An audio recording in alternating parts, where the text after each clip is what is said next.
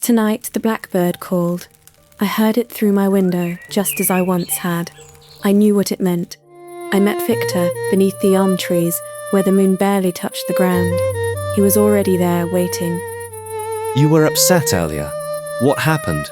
His tone was measured, gentle, but I couldn't bring myself to explain the kind of day that doesn't fit into words. It's nothing. The day was just long. Long enough to bring you to tears? I hesitated.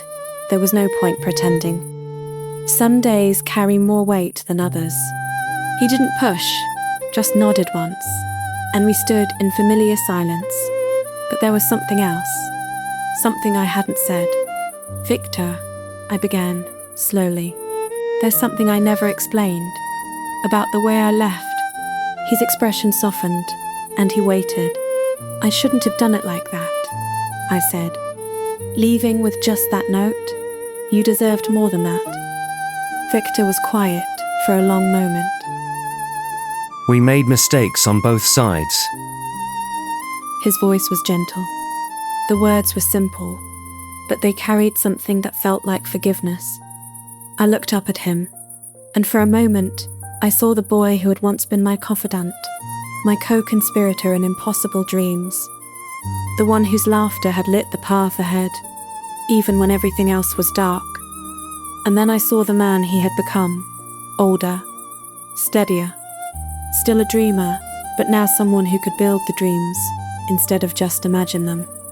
He lifted a hand, stopping me gently before I could speak again. You don't have to explain, he said. I understand. Neither of us was meant to settle into that life. Maybe we were too much for it, or for each other.